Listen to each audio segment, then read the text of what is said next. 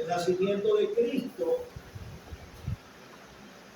gozarnos en las palabras de Isaías, cuando habla en el capítulo 7, versículo 14, una virgen concebirá y dará a luz un hijo.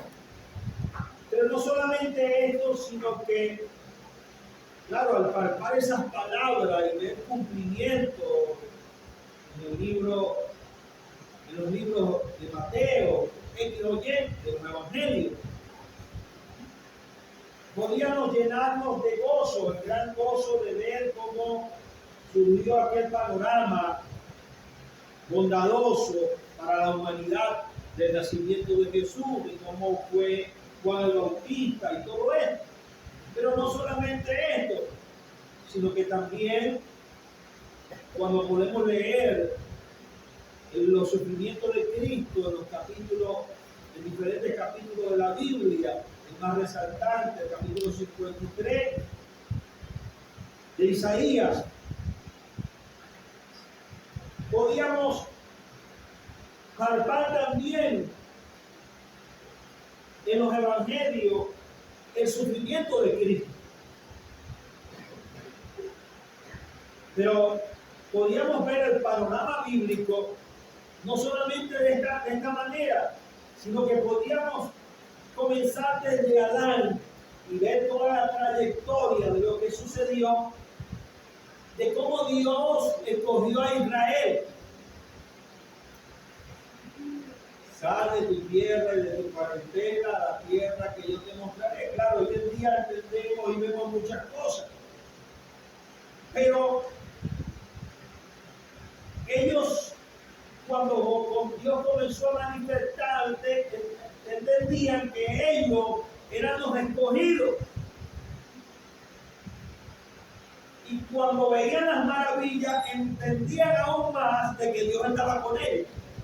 Pudieron ver, caminar por el desierto, ver la conquista de la tierra, ver lo que Dios hizo con Abraham, Isaac, porque eso todo lo estudian ellos, nuestra historia, no es como nosotros que no sabemos ni conocemos nuestra historia aquí en Venezuela. Ellos la dan, ellos es obligatorio estudiar. Pero en ver todo esto y en ver la jactancia de lo que sucedía con el pueblo de Israel, en tener a Dios y que Dios estaba con ellos. Pero si solamente no solamente palpamos esto, sino que nos vamos al Edén, de cómo Dios estaba con Adán y Eva y cómo fue cortada aquella comunión que tenían tan hermosa, ¿verdad? Una comunión tan hermosa que tenían por la desobediencia, ¿no? No fue por la desobediencia, no fue porque comieron la manzana, bueno, no era manzana, pero fue por el fruto, simplemente por el fruto, no, fue por la desobediencia. Ahora nos trasladamos aún más acá, para no enumerar las otras cosas y no ver los jueces y todo esto que pasó, sino, no irme allá a Abraham, a Isaac y todo lo que pasó allá, sino viniéndonos más acá, todo lo que pasó al pueblo de Israel y cómo Dios se manifestó, cómo Dios lo libertó, cómo caían, cómo Dios lo levantaba. Ellos sabían de que Dios, y las naciones conocían de que Dios estaba con Israel. Ahora, paremos eso allí. Si Dios en Judá dice, no perdonó la rebelión de los ángeles o la desobediencia de los ángeles, ¿verdad? Los que se rebelaron contra Dios, Dios no la perdonó tampoco, ¿no? O sea que Dios no tiene niño bonito entre nosotros, ni con su pueblo. Si vamos a irnos, porque esto fue Isaías, porque Dios llevó a Jesucristo a la muerte de cruz. El Padre se complació del sacrificio. Escuche, cuando Cristo está en Getsemaní, dice: Padre, pasa de mí esta copa, pero que no se haga mi voluntad. Un hijo obediente, un hijo intachable, un hijo que clamor de Dios fue a cumplir un mandato, y el Padre vio a su Hijo que llegó a la muerte de cruz y no doblegó su voluntad. ¿Me deben entender? No doblegó su voluntad. Cristo tenía que llegar a la muerte de cruz. Y Dios no dijo, cuando exclamó, yo me imagino que los cielos se estremecieron y aún los ángeles temblaron al oír la voz del Mesías allá arriba diciendo, si pasa de mí esta copa, Padre, pasa de mí esta copa, pero que no se haga mi voluntad. Usted sabe lo que es eso. Ahora bien, Israel, Dios se manifiesta, volviendo a Israel, Dios se manifiesta con poder. Yo estoy hablando de Cristo porque me adelanto y me atraso. Ustedes me entienden, me doy a entender. Entonces, Israel, su pompa todavía teniendo la escritura, creían de que Dios estaba con ellos, crucificando a Cristo. El conocimiento o el mal conocimiento, por así decirlo, de la escritura, sin el espíritu, sin la obediencia, los llevó a la locura. Hermano, usted podría decir que el cumplimiento de la escritura, no, pero ya muchos de los principales que tenían los ojos abiertos, algunos se hicieron los vista gorda, y esto llevaron sus consecuencias, pero hubieron muchos que entendieron de que él era el Mesías y lo aceptaron, como Nicodemo, que podíamos nombrar, pero no solamente Nicodemo era. Amén. Pero, ¿usted me levantó la mano? Un texto que dice que muchos de los principales creyeron en Cristo, pero prefirieron la gloria de los hombres antes que la de Dios. Exactamente. Pero vea usted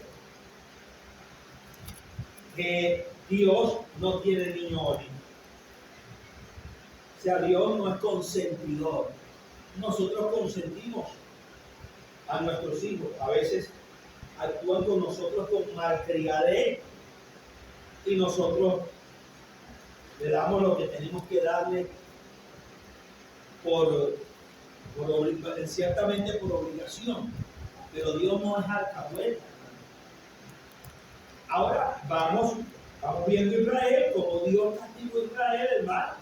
Destruyó el templo. Dios destruyó el templo, un templo que él mandó a construir.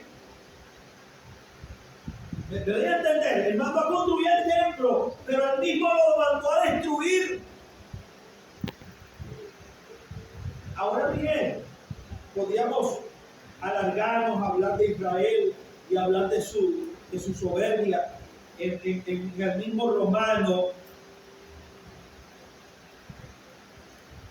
Fíjese. Aquí los ojos. Mire, después usted lee el capítulo 10, lo lee, ¿sí? Desde el 11:30 y lee el 9:30 y lee el capítulo 10 completo. Pero yo voy a leer aquí, desde el versículo 14.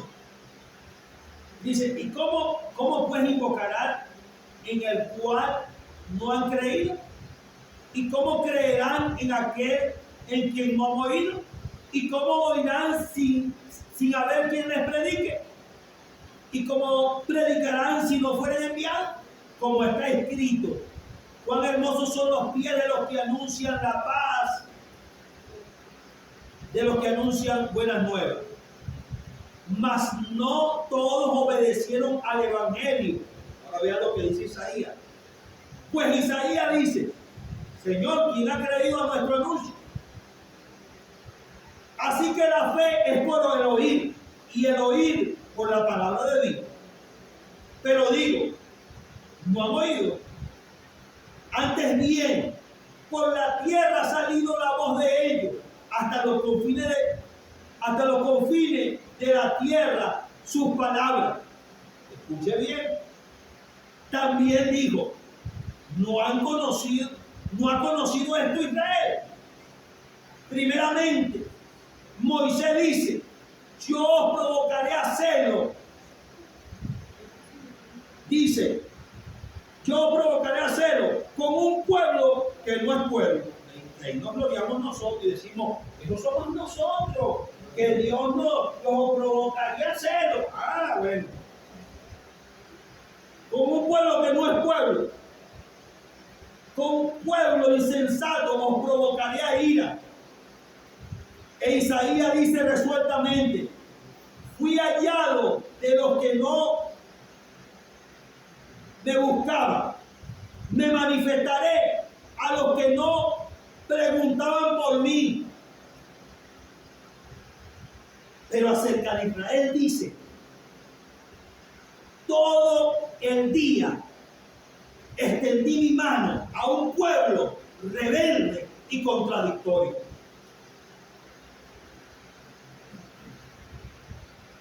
Vea lo que está expresando Isaías, y tú te lees la escritura y es terrible, ¿verdad? Pero ahora vámonos nosotros y en ese gran espejo que Dios ha mostrado en nuestras vidas en este tiempo, vamos a vernos en ese espejo nosotros. ¿Me doy a entender? Cuando leímos la porción que leímos del mismo Romano, yo no sé si usted se vio en ese espejo, pero yo sí me he visto en ese espejo. Cuando Dios está expresando y dice, mire, he aquí que tú tienes por sobrenombre judío. Nosotros que decimos allá que os provocaré a hacerlo con un pueblo que no es mi pueblo, que somos nosotros, pero vea, aquí dice al judío, porque Pablo le está hablando a los judíos, le está hablando a una iglesia que él no ha visitado todavía. Pablo le está escribiendo a una iglesia que él no ha visitado. Ahora mire, vea lo que dice. Y aquí tú tienes el sobrenombre de judío y te apoyas en la ley y te glorias en Dios.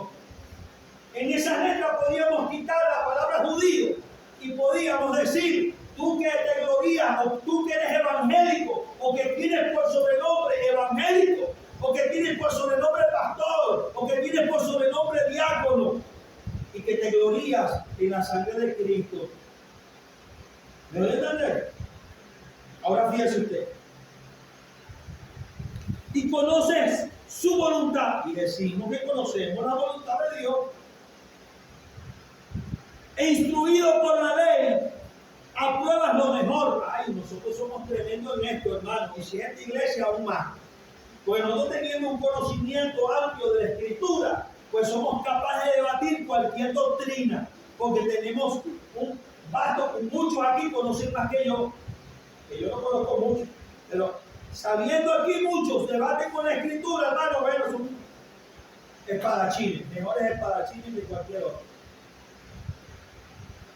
Y tenemos el conocimiento de la palabra, como lo tenían ellos, como lo tenían los judíos, como lo tenían los que crucificaron a Cristo. Escúcheme, mi hermano, nosotros podemos ser semejantes a los que crucificaron a Cristo. Voy a ser breve, no se me haya dormido, hay muchos que están así como que. Y confía en que eres guía de los ciegos, luz de los que están en tinieblas. ¿Cuántos aquí no decimos, hermano, mire, pero es que hay que alumbrar, yo sí uno que lo digo, y decimos, tenemos que guiar a las almas a Cristo? ¿Lo decimos o no lo decimos? Y decimos, hermano, mire, hay que predicar la palabra. Hay que predicar la palabra, porque para eso estamos. Ahora bien, mire, instructor de los indoctos, maestro de los niños que tienen la ley, la forma de la ciencia y de la verdad. Hermano, aquí cualquiera podríamos, hasta maestros de niños, y podríamos hablar de la Escritura y el invito van a debatir y saber si es una falsa doctrina o no es una falsa doctrina. Pero ahora hago una pregunta. Hagámonos una pregunta nosotros, que hemos sido maestros de niños, de adultos y a los que son maestros. Si en verdad nosotros estamos guiando nuestros niños a Cristo o lo estamos haciendo cada día más herederos del infierno, como lo estaban haciendo los escribas y fariseos.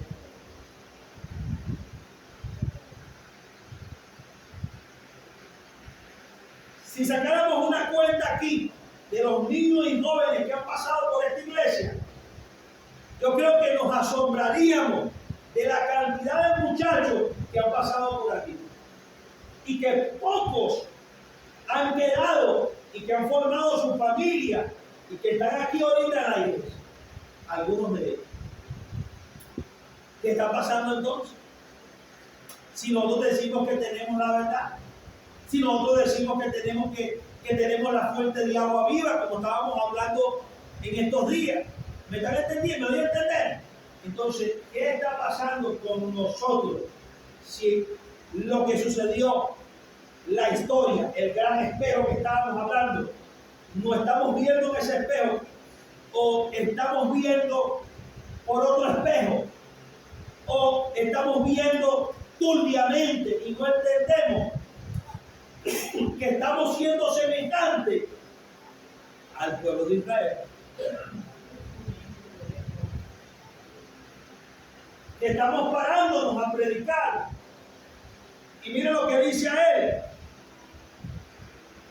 tú pues que enseñas a otro, no te enseñas a ti mismo. Eso es una realidad. Tú que predicas aquí, o yo que predico aquí, o los que predicamos aquí, o los que predicamos a las almas, o los que le anunciamos la palabra, o a los que le decimos que son pecadores. A veces le decimos a los hijos, no digas mentiras, y los primeros mentirosos somos nosotros. Hijo, malo lugar, y no vamos a creer esos detalles. Hijo, es malo esto, pero nosotros lo hacemos. Nuestra predicación es vana. Si yo voy al altar de Dios con un corazón lleno de estas cosas de desobediencia y me presento ante Dios, ¿me oirá el Señor? ¿No cree que con la supuesta jactancia que tuvieron aquellos hombres en la escritura, que tenían la palabra, que estaban circuncidados y que supuestamente guardaban la ley y que ayunaban y que oraban, no estaremos nosotros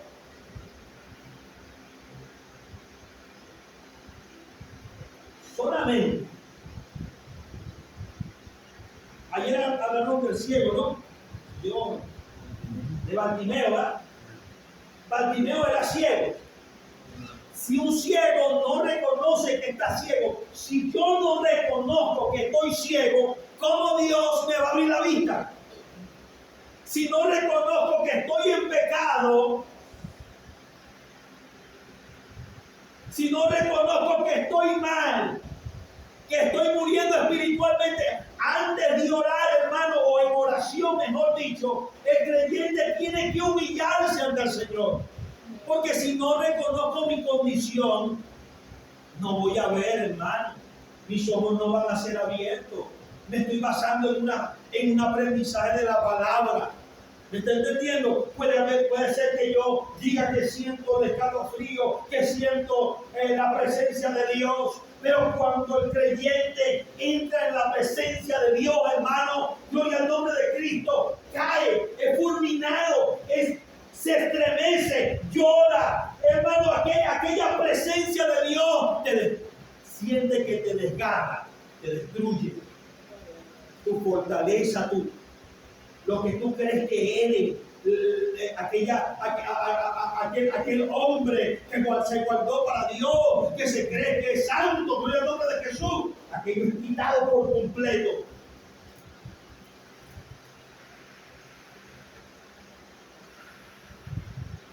Por eso, hermano, es necesario que entendamos que el Señor anda buscando hombres que realmente le amen profundamente. Mire, vea. Él comienza a explicar.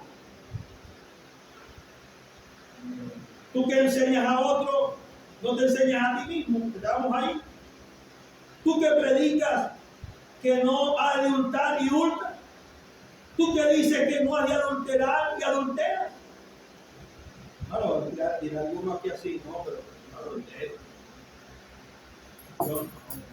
Yo no robo. Aleluya. Ahí es donde está, ¿entiendes? Entendamos, ahí es donde está la justificación de los creyentes que no quieren que sean derribadas esas jactancias. Hermano, mire, Daniel cuando se llegó a la presencia de Dios, que llegó a orar, Daniel dijo: mira, Señor, este pueblo pecador, este pueblo que no te honra, este pueblo, no. Daniel se arrodilló y dijo: hemos pecado, hemos hecho lo malo, pero nosotros no. Nosotros todavía seguimos creyendo que aquellos están mal y nosotros estamos bien.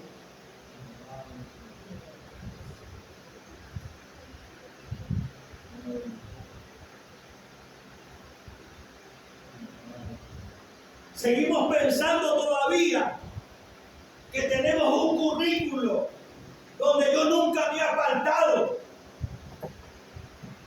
¿Usted sabe qué hace el Señor con nuestro currículo?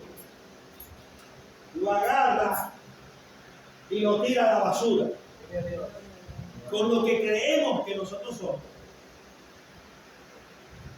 Porque la única manera que Dios pueda cambiarnos y que la gloria de Dios sea manifestada en nosotros es que ese currículo que tenemos se lo demos al Señor y digamos: Señor, no soy nada.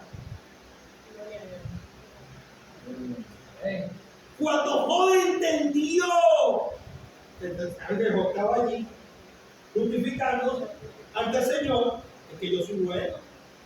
Y Dios dio testimonio de Job. Pero cuando Job entendió y abrió los ojos, oye, Señor, de oídas que había oído, pero es que yo estaba ciego. El Job está diciendo: yo estaba ciego, yo estaba sordo, yo no entendía. Por eso es que Job dice: no estamos hablando, no estaba el Espíritu Santo en nuestros corazones. Estamos hablando de un tiempo lejano, hermano. Y nosotros hoy decimos que tenemos al Espíritu de verdad. Y alabado a Dios. Decimos que el Espíritu Santo está en nuestras vidas. ¿Se ha preguntado usted? ¿Le ha dicho: Señor, estará tu Espíritu Santo en mí?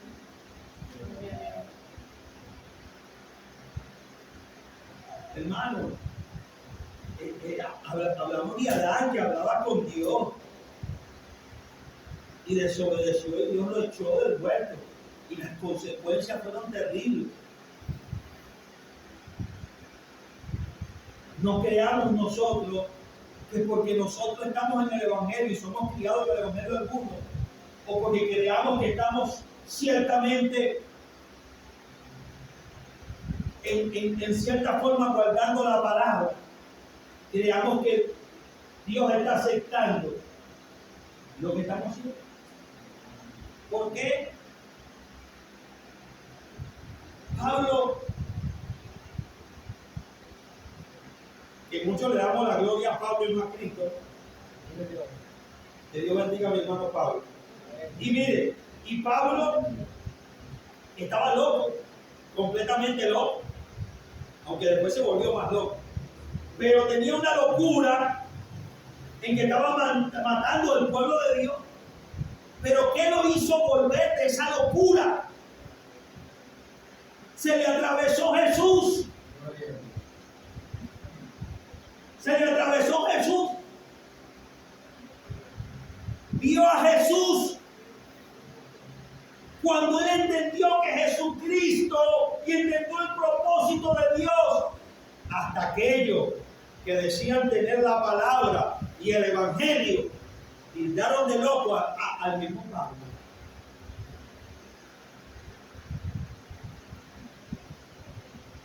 Hermano, Dios no negocia con nadie. O es todo, o es nada. No pretendamos que Dios es a medio. Hermanos, el pecado es pecado donde vaya. Llámese como se llame. Y Dios no puede ser burlado. Todo lo que el hombre sembrare, eso también segará.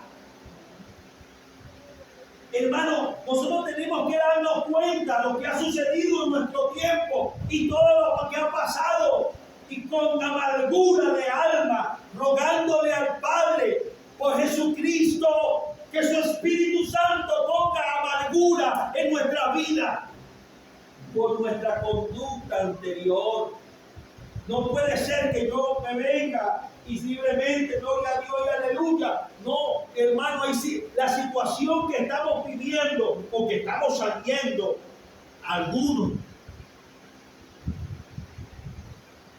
tenemos que verla, arrepentirnos, dolernos. ¿Te cree que Pablo no le dolía? Y llegó a repetir, dice, y algunos de vosotros llegué a matar. ¿Usted cree que eso no le dolía? ¿Usted cree que no se confundía su alma a pesar de que Dios le había perdonado? Hermano, pero yo no mataba a nadie, ¿cree usted? A lo mejor mis manos están manchadas de sangre y yo ni lo sé.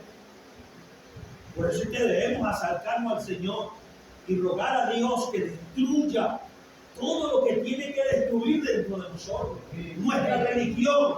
Pablo echó a la basura todo lo que era. Como nosotros tenemos que echar a la basura la religiosidad que tenemos y dejar que Dios construya un nuevo hombre, una nueva mujer formada conforme a Dios.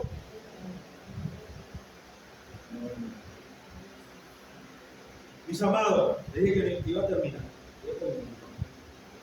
Si usted sigue leyendo, él sigue explicando allí lo que usted pues ha entendido. Si quiere seguir, siga leyendo. El comportamiento que tenemos nosotros, y quizás se asemeja con un espejo lo que hemos leído. Amado, volvámonos al Señor cada día, aunque pensemos que hemos construido algo y que hemos hecho un altar, pero ese altar a lo mejor está echando humo. No vayamos a pensar de que ya tenemos nuestro altar hecho. Hermano, cuando Dios obra en nuestras vidas, es radical en nuestras vidas. La transformación. Si estamos comenzando, sigamos con insistencia, abriéndole la puerta al Señor para que Él continúe la obra que ha comenzado en nosotros. Un corazón contrito y humillado, Dios no despreciará. Sí, es verdad, hermano, hay ataduras en muchos de nosotros. Hemos abierto puertas que jamás debimos abrirlas. Pero debemos volvernos a Dios en llanto. Si usted quiere, váyase a Joel y vea lo que él dice. Joel, y no está hablando de otro tiempo, sino de este tiempo. Aunque algunos dicen que ya se cumplió. No, yo creo que es para este tiempo. La humillación que debemos tener nosotros los creyentes. A pesar de que vivamos una vida normal, vivamos en luto. Vivamos en luto, hermano. Vivamos en humillación. Vivamos en dolor. Rogándole, Señor, pon el dolor por las almas y por la iglesia en este tiempo. No nos jactemos, porque mire lo que le pasó a Israel. Tenían la escritura y Dios se manifestaba en ellos. Nosotros también, Dios nos ha limpiado con su sangre, pero no se conforme. Váyase al altar de Dios. Pregúntele, Señor, tu espíritu está en mi vida, y vendrá una respuesta sobrenatural. Y usted verá la gloria de Dios. Pero no se conforme a un fogón. Se le echa leña todos los días. No se le echa un solo día. porque después se apaga. Los que he visto fogones aquí, hermano, eso no hay cocina de gas aquí, que usted prendió el fuego al Señor y prendió una bombona y la metió, y entonces siguió prendida por varios meses. No, aquí todos los días hay que echar, hay que pasar. Señor, quiero entrar al lugar santo. Quiero entrar aquí donde está mi gran sumo sacerdote. Que el Espíritu Santo allí, Señor, me enseñe cómo debo referirme y atender a tu voz, Señor. Enséñame a caminar contigo. Hermano, el Espíritu de Dios ha sido enviado para que nos enseñe, para que nos guíe. ¿Me está entendiendo? Entonces, vamos a seguir. No nos detengamos. Amén. No dejemos que el diablo nos detenga. No dejemos que el conformismo nos detenga, sino vayamos adelante. Oremos por nuestros hogares, humillémonos por nuestra familia, roguemos por nuestros hijos, mi hermano, roguemos por nuestros barrios, pero tenemos que comenzar por nuestra familia. Cada uno de nosotros comencemos por nuestra familia. Si tenemos que meternos en ayuno, si tenemos que meternos en silicio, en ceniza, si tenemos que humillarnos de una manera sobrenatural delante de la presencia de Dios, rogándole que su Espíritu Santo nos dirija, porque no crea que esto es cuestión de hombre, no, el Espíritu Santo que nos dirija en lo que vayamos a hacer. Pero no podemos quedarnos parados, ¿verdad? Tenemos que seguir adelante. Amén. Padre, en el nombre de Jesús, te damos gracias por tu palabra. Bendecimos y alabamos tu nombre. Por Jesucristo. Padre, cuando estamos ante ti, rogamos, Dios mío, que reviente las cadenas, que continúe, Dios mío, aleluya, como el alfarero se destruye aquella copa y vuelve y la amasa y la hace de nuevo, y vuelve y la amasa y se hace de nuevo. Señor, que nosotros seamos, Dios mío, aleluya, como ese vaso, Dios mío, aleluya, en tus manos. Pero necesitamos profundamente de ti, Señor. Padre, por tu Espíritu y por Jesucristo, tu Hijo, Señor. Permite pues, Dios mío, que la obra que ha comenzado en nosotros continúe, Dios mío, aleluya, obrando en nuestras vidas, poderosamente en nuestros hogares, en nuestra familia. Padre, en el nombre de Jesús, obra en cada joven, en cada niño, Dios mío, aleluya. Enciende la llama en nosotros. Oh Dios de la gloria, te necesitamos, Dios de la gloria. Padre, obra conforme a tu voluntad. Que se haga tu voluntad en nosotros. Endereza nuestros pasos. Y que cada día, Dios mío, continúe como ese gran alfarero, haciéndonos de nuevo. En el nombre poderoso de Jesucristo. Amén. Y amén.